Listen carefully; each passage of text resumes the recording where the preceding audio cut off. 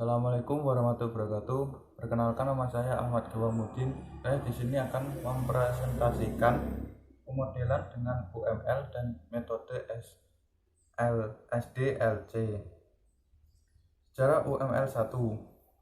UML pada awalnya dikembangkan oleh tiga serangkai yang dikenal dengan julukan The Three Amigos yang beranggotakan David Book, Ivan Jobson, Jim Brumbaugh.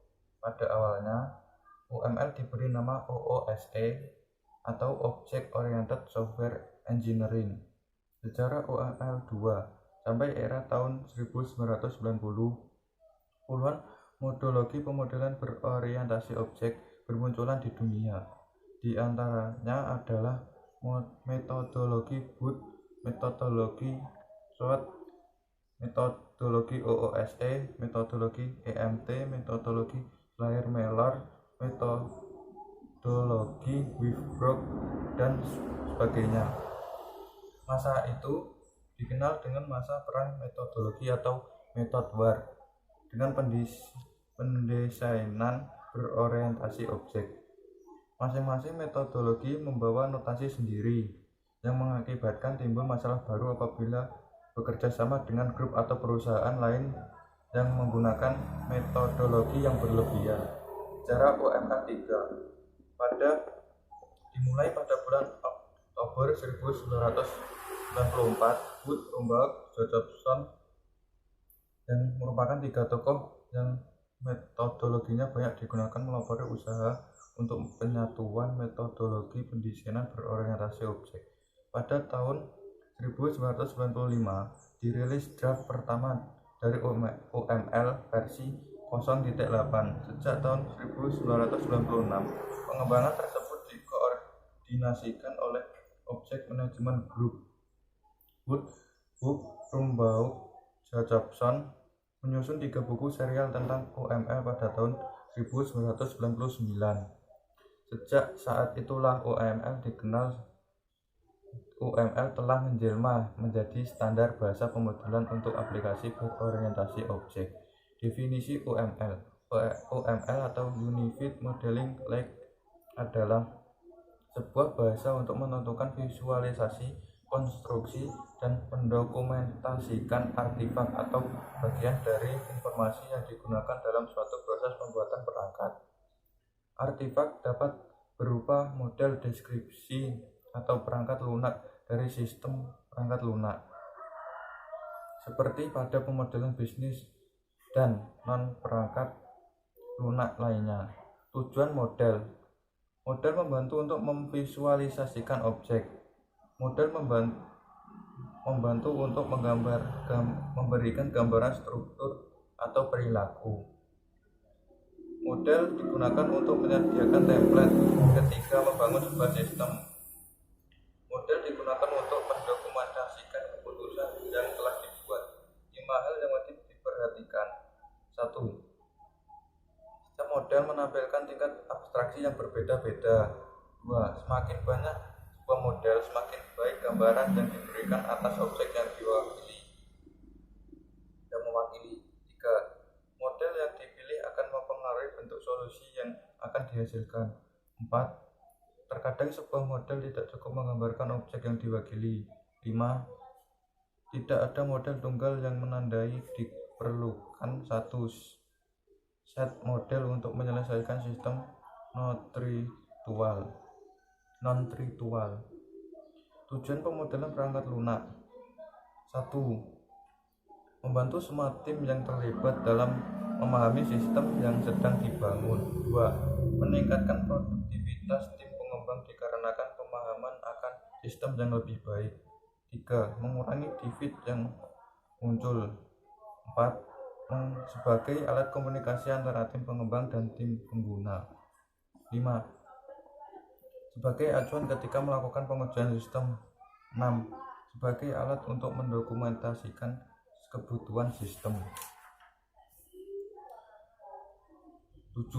Membantu tim pengembang ketika harus melakukan dekomposisi dan modularisasi sistem.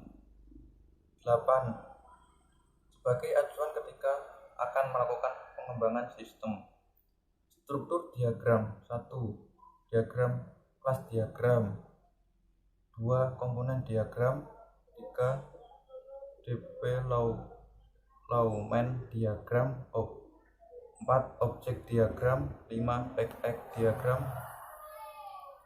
6. Komposit struktur diagram. 7. Profil diagram. Diagram behavior. 1. Use case diagram. 2. Activity diagram. 3. State machine diagram. 4. Sequence diagram. 5. Communication diagram. 6. Interaction overview diagram. 5. Timing diagram. Metode SDLC atau Software Development Life Cycle merupakan rangkaian proses yang dilakukan dalam industri perangkat lunak. SDLC adalah rencana terperinci yang menjelaskan cara mendesain, mengembang, mengelola, dan meningkatkan kualitas dari perangkat lunak tertentu. Tujuan SDLC sendiri adalah menghasilkan perangkat lunak yang memenuhi keinginan pelanggan dan menggunakan waktu dan biaya secara efektif dan efisien. Metode SDLC. Waterfall. 1. Waterfall. 2. Agile. 3. 4. Iteratif. 5. DevOps. 6. Spiral. Metode waterfall merupakan metode pengembangan. Metode ini mempunyai pendekatan yang kaku. Setiap tahapan pengembangan yang harus diselesaikan secara keseluruhan sebelum melangkah ke tahap pengembangan berikutnya. Metode waterfall terdiri atas 1. Analisa kebutuhan. 2. Desain. 3. Implementasi. 4. Pengujian. 5. Pemeliharaan. Tahapan yang akan dilakukan secara berurut linear mulai dari tahapan analisa kebutuhan sampai dengan pemeliharaan. Selain disebut metode waterfall, juga disebut air terjun.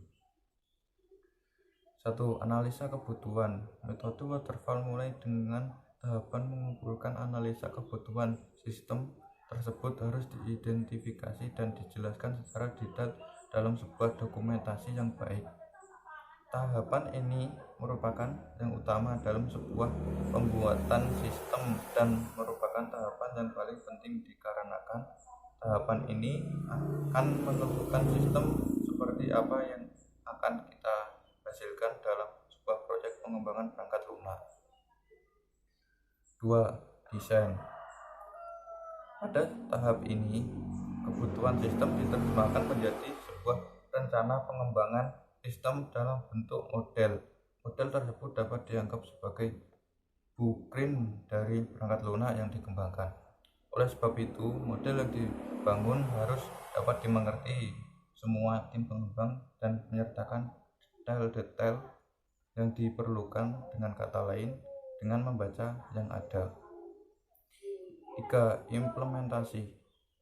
Pada tahapan ini, model yang dibangun diterjemahkan menjadi perangkat lunak dengan menuliskan kode sebuah perangkat lunak. 4. Pengujian. Setelah tahap implementasi, langkah selanjutnya adalah pengujian. Di tahap ini dilakukan pengecekan bahwa perangkat lunak yang sudah dibangun telah bekerja sesuai dengan keinginan. Tujuannya untuk melihat bahwa kinerja sistem sudah memenuhi tingkat. Pemeliharaannya. 5. Pemeliharaan. Tahap ini dilakukan untuk memperbaiki jika ternyata masih ada bab yang bekerja tidak kritis. Namun pada umumnya tahapan pemeliharaan adalah tahap pengembangan jika ternyata ada kebutuhan organisasi yang belum terakomodasi. Pengembangan akan dilakukan pada tahap ini. Salah satu kelemahan dari metode waterfall adalah sifatnya yang kaku, sehingga sulit untuk merespon perubahan pekerjaan suatu linear. Metode agile merupakan metode pendekatan yang relatif baru dikenalkan, berbeda dengan metode waterfall. Metode agile bekerja dengan secara berulang atau alternatif. Proses menjalankan metode tersebut sering pengembangan sistem. Adapun pengembangan waterfall dan metode agile, yaitu waterfall merupakan yang kaku jika dibandingkan dengan metode agile. Sekian presentasi saya, semoga bermanfaat. Wassalamualaikum.